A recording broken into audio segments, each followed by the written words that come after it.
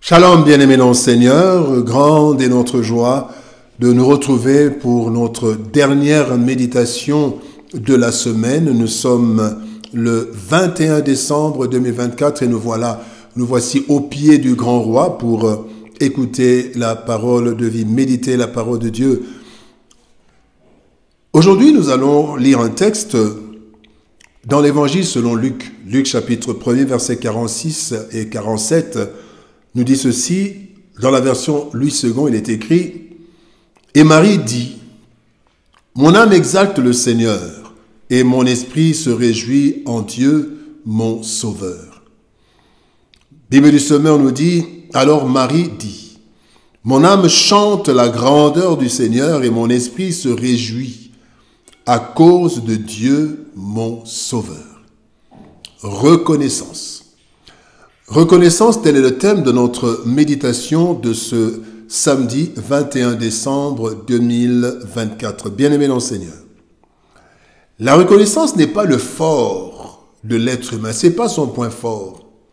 Naturellement, l'homme a du mal à reconnaître les bienfaits des autres en sa faveur, mais il est pressé de dénoncer facilement les erreurs et méfaits des autres. C'est ainsi que le Seigneur Jésus s'en est même plaint dans Luc chapitre 17, verset 17. La Bible dit, Jésus prenant la parole dit, « Les 10 n'ont-ils pas été guéris? Et les 9 autres, où sont-ils » Manque de reconnaissance. Dans le texte du jour, nous voyons la reconnaissance de Marie, mère de Jésus. Envers Dieu, reconnaissance envers Dieu pour ceux qui venaient de lui arriver.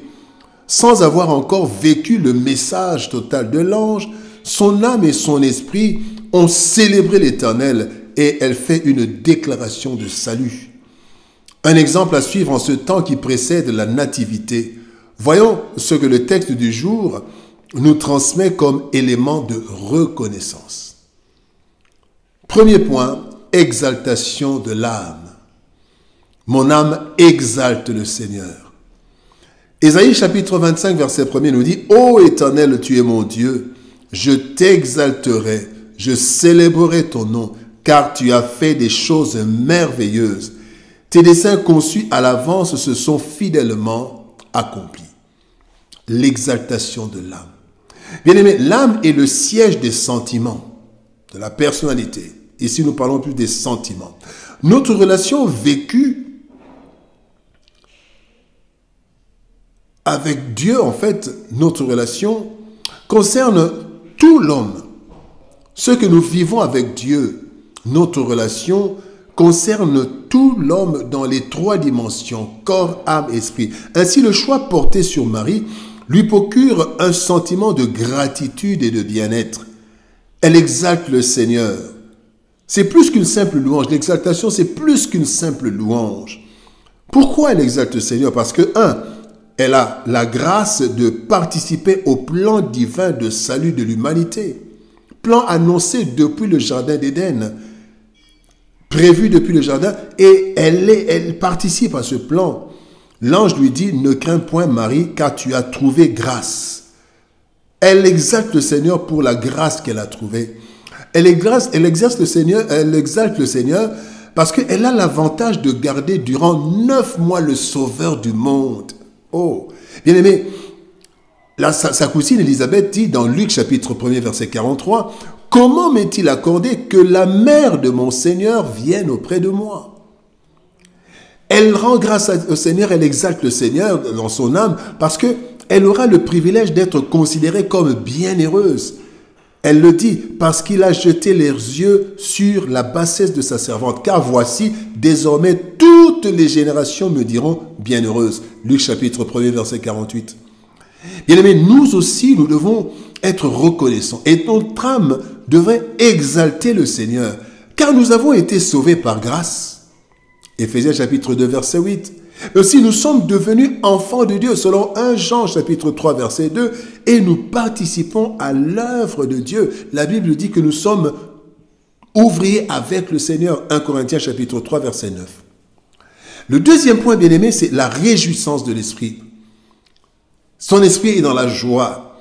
Luc 10, 20 nous dit, « Cependant, ne vous réjouissez pas de ce que les esprits vous sont soumis, mais réjouissez-vous de ce que vos noms sont inscrits dans les cieux. » Bien-aimés, le plus grand miracle de la vie, c'est la renaissance ou la régénération de l'esprit. La Bible nous dit dans Éphésiens chapitre 2, verset 5, « Nous qui étions morts par nos offenses, il nous a rendu la vie avec Jésus, avec Christ.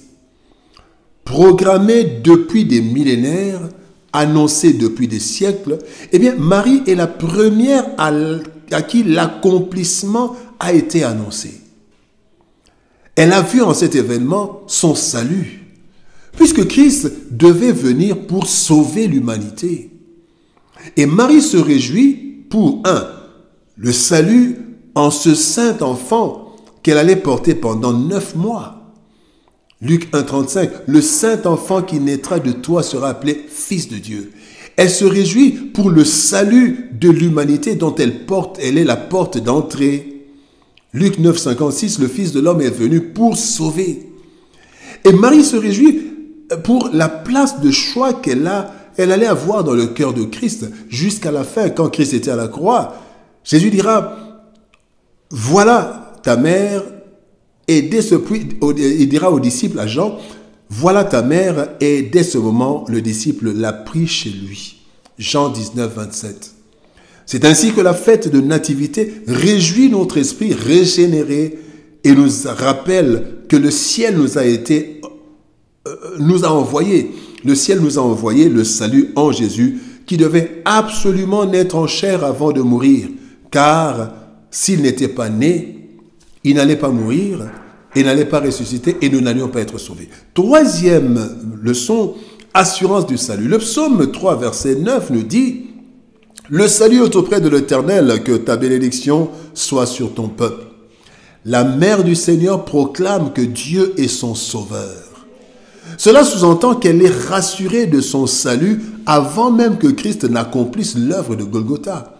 Cette assurance, elle la tient de la parole de l'ange, qui est la parole de Dieu, qui dit dans Luc chapitre 1, verset 45, « Heureuse celle qui a cru. » Donc, déjà, elle a cru, elle avait la foi.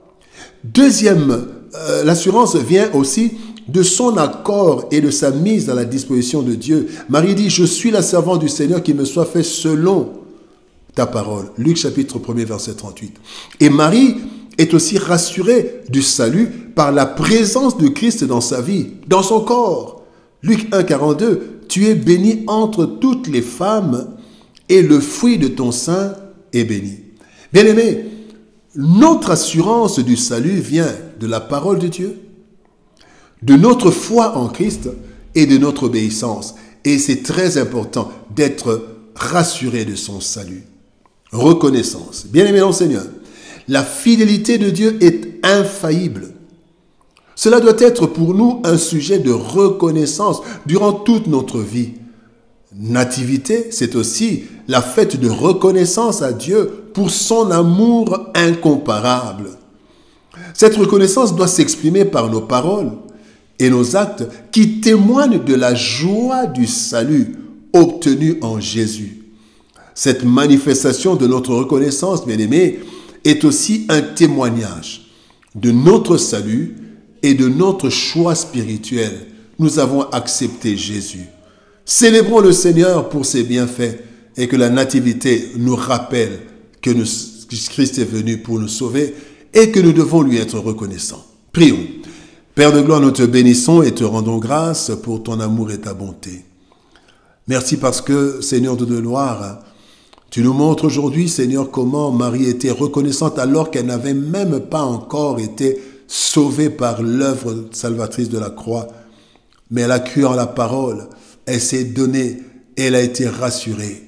Seigneur, aide-nous, Seigneur, ô éternel de gloire, à t'être reconnaissants. Tu fais de grandes choses pour nous, mais parfois, nous voyons les hommes alors que nous devons te voir. Aide-nous à être reconnaissants, car Seigneur, ô Dieu de gloire, la reconnaissance n'est pas notre fort, mais nous voulons être reconnaissants pour tous tes bienfaits. Aide-nous, Seigneur de gloire, à te rendre grâce en toutes circonstances, car telle est ta volonté. Bénis ta parole et bénis ton peuple. Au nom de Jésus-Christ, nous avons ainsi prié. Amen. Bien-aimés dans le Seigneur, que Dieu nous bénisse. Shalom. Au revoir, bon week-end et nous nous retrouvons le lundi pour une nouvelle semaine de méditation où nous allons aussi célébrer la nativité, la fête de Noël. Soyez bénis, shalom, au revoir et par la grâce de Dieu, à demain.